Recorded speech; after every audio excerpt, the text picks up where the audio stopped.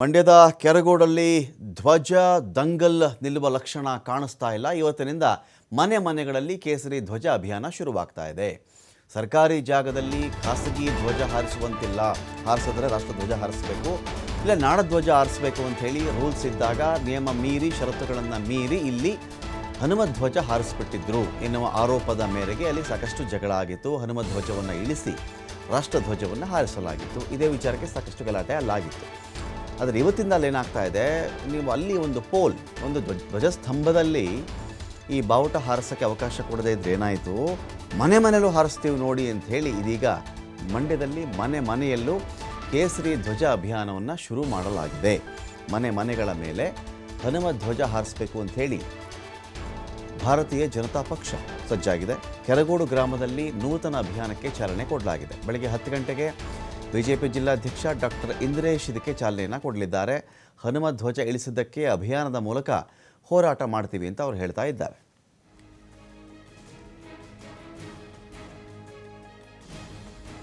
ಡೀಟೇಲ್ಸ್ಕೊಳ್ಳಿಕ್ಕೆ ಇದೀಗ ಶಶಿಕುಮಾರ್, ಮಂಡ್ಯ ಬಿಜೆಪಿಯಲ್ಲಿ ಸಾಕಷ್ಟು ಬೆಳವಣಿಗೆಗಳಾಗ್ತಾ ಇದೆ.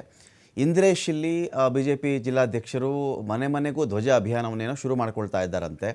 ಮಂಡ್ಯ ಇದಕ್ಕೆ ಸ್ಪಂದಿಸ್ತಾ ಇರತಕ್ಕಂಥ ರೀತಿ ಹೇಗೆ? ಈ ಒಂದು ಅಭಿಯಾನದಲ್ಲಿ ಸ್ಥಳೀಯ ಜನತೆಯ ಪಾಲ್ಗೊಳ್ಳುವಿಕೆ, ಈಗ ಧ್ವಜ ಹಿಡ್ಕೊಂಡು ಬರೋದು, ಮನೆ ಮೇಲೆ ನೀವು ಧ್ವಜ ಇಟ್ಕೊಳ್ಳಿ ಅಂತ ಹೇಳೋದು, ಇಂಥ ಅಭಿಯಾನದಲ್ಲಿ ಸ್ಥಳೀಯರ ಪಾಲ್ಗೊಳ್ಳುವಿಕೆ ಹೇಗಿದೆ ಅಂತ?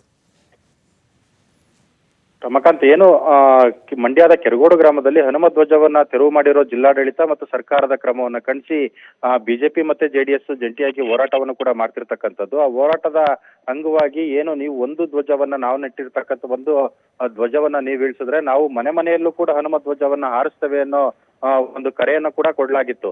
ಆ ಕರೆಗೆ ಒಂದು ಮುನ್ನುಡಿಯಾಗಿ ಇದೀಗ ಏನು ಡಾಕ್ಟರ್ ಇಂದ್ರೇಶ್ ಮಂಡ್ಯ ಜಿಲ್ಲಾ ಬಿಜೆಪಿ ಅಧ್ಯಕ್ಷರ ನೇತೃತ್ವದಲ್ಲಿ ಇವತ್ತಿನಿಂದ ಮನೆಗೆ ಹನುಮ ಧ್ವಜವನ್ನ ಹಾರಿಸುವಂತದ್ದು, ಅದನ್ನ ವಿತರಣೆ ಮಾಡಿ ಮನೆ ಮೇಲ್ಗಡೆ ಧ್ವಜವನ್ನ ಹಾರಿಸುವಂತ ಅಭಿಯಾನಕ್ಕೆ ಚಾಲನೆ ಕೂಡ ಕೊಡ್ಲಾಗ್ತಕ್ಕಂಥದ್ದು.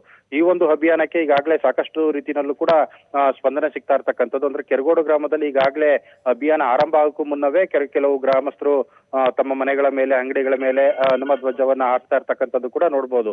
ಆದ್ರೆ ಇವತ್ತು ಅಧಿಕೃತವಾಗಿ ಬಿಜೆಪಿಯವರು ಈ ಒಂದು ಅಭಿಯಾನಕ್ಕೆ ಕೂಡ ಕರೆ ಕೊಡ್ತಾ ಇದ್ದಾರೆ. ಆದ್ರೆ ಗ್ರಾಮದಲ್ಲಿ ನೀವು ಹೇಳಿದಂತೆ ಈಗಾಗಲೇ ಸಾಕಷ್ಟು ಒಂದು ರೀತಿಯ ಗೊಂದಲದ ವಾತಾವರಣ ನಿರ್ಮಾಣ ಆಗಿರ್ತಕ್ಕಂಥದ್ದು. ಅಂದ್ರೆ ಈ ಹನುಮ ಧ್ವಜವನ್ನ ಇಳಿಸಿ ಈಗಾಗಲೇ ರಾಷ್ಟ್ರ ಧ್ವಜವನ್ನ ಹಾರಿಸಲಾಗಿದೆ.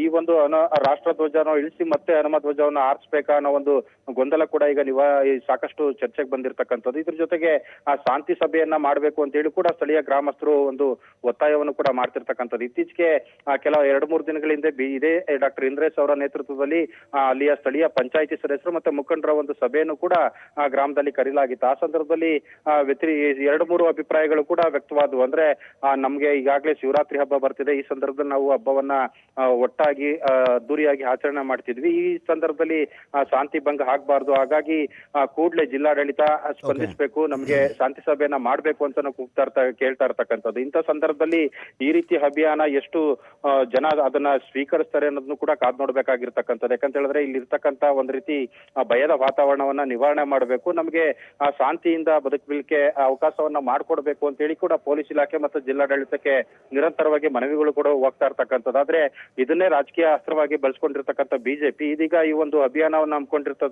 ಹಮ್ಮಿಕೊಂಡಿರ್ತದಕ್ಕೆ ಯಾವ ರೀತಿಯ ಸ್ಪಂದನೆ ಸಿಗುತ್ತೆ ಅನ್ನೋದನ್ನು ಕೂಡ ಕಾದ್ ನೋಡ್ಬೇಕಾಗಿರ್ತಕ್ಕಂಥದ್ದು. Ramakant, thank you Shashikumar.